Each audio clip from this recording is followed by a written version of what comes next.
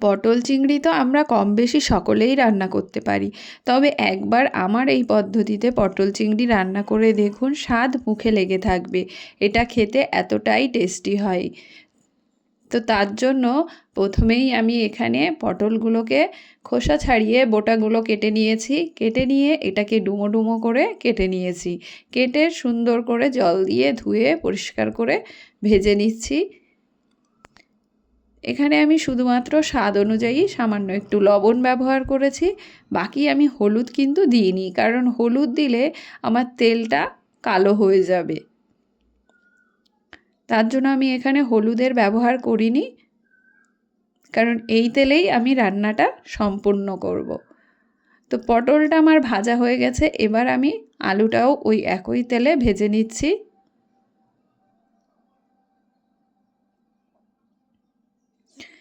আলুটাতেও আমি স্বাদ অনুযায়ী সামান্য একটু লবণ দিয়ে দিলাম, দিয়ে আলুটাকেও আমি ভেজে নেব।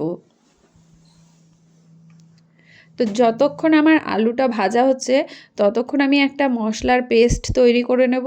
তার জন্য এখানে আমি নিয়েছি পোস্ত, কাজু আর দুটো কাঁচা লঙ্কা।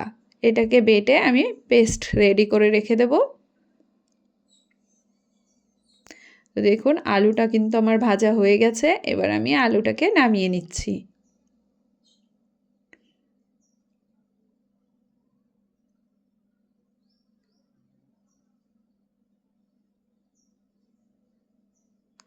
আলুটা নামিয়ে নিয়ে ওই তেলেই আমি ফোড়নটা দিয়ে দেবো। তো আমি এখানে গোটা গরম মশলা আর নিয়েছি গোটা জিরে।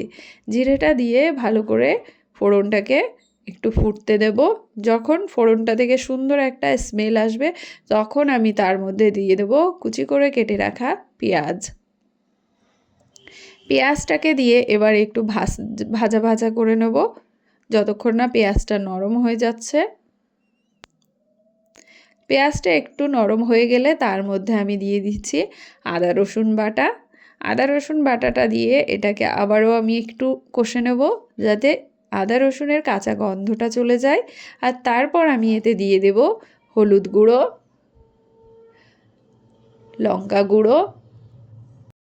আমি এখানে জিরে গুঁড়োটা দিতে ভুলে গেছিলাম, তো আপনারা অবশ্যই এই সময়েই কিন্তু জিরে গুঁড়োটাও দিয়ে দেবেন, আমি যেটা পরে ব্যবহার করেছিলাম। এবার আমি এটাকে কষে নিয়ে তার মধ্যে আমি দিয়ে দিলাম আগে থেকে তৈরি করে রাখা মশলার পেস্টটা দিয়ে ভালো করে আবারও একটু কষিয়ে নেব। দিয়ে দিলাম স্বাদ মতো লবণ। লবণটা দিয়ে মশলাটাকে ভালো করে কষতে হবে। যতক্ষণ না মশলা থেকে তেল ছেড়ে আসছে ততক্ষণ আমরা মশলাটাকে লো ফ্লেমে কষে নেব। এই দেখুন মশলা থেকে কিন্তু তেল বেরিয়ে এসেছে।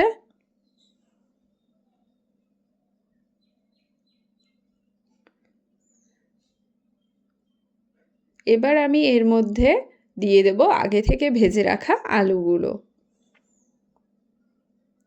আলুগুলো দিয়ে আমি আবারও একটু কষে নেব, তাহলে আমার আলুগুলো নরমও হয়ে যাবে আর আলুর মধ্যে মশলার স্বাদটা চলে আসবে, তো খেতে খুব ভালো লাগবে।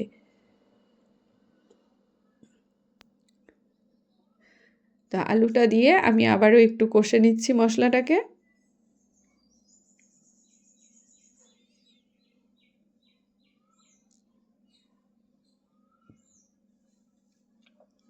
মশলা যত ভালো করে কষবেন রান্নার স্বাদ কিন্তু তত ভালো হবে, তাই মশলাটা অবশ্যই একটু সময় নিয়ে কষে নেবেন।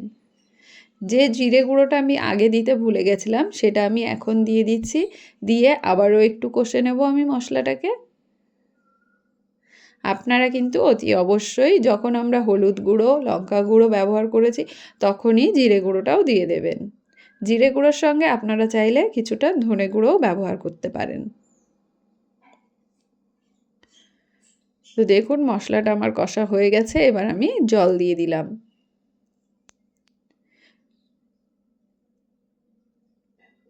খুব বেশি জল আমি ব্যবহার করব না, কারণ আলুগুলো কিন্তু আমার কষতে কষতেই সিদ্ধ হয়ে গেছে, এই দেখুন।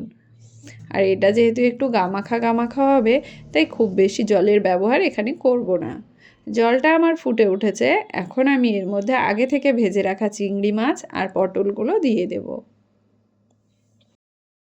ভেজে রাখা চিংড়ি মাছ আর পটলটাকে দিয়ে আমরা এটাকে 2 থেকে 3 মিনিটের জন্য ফুটিয়ে নেব।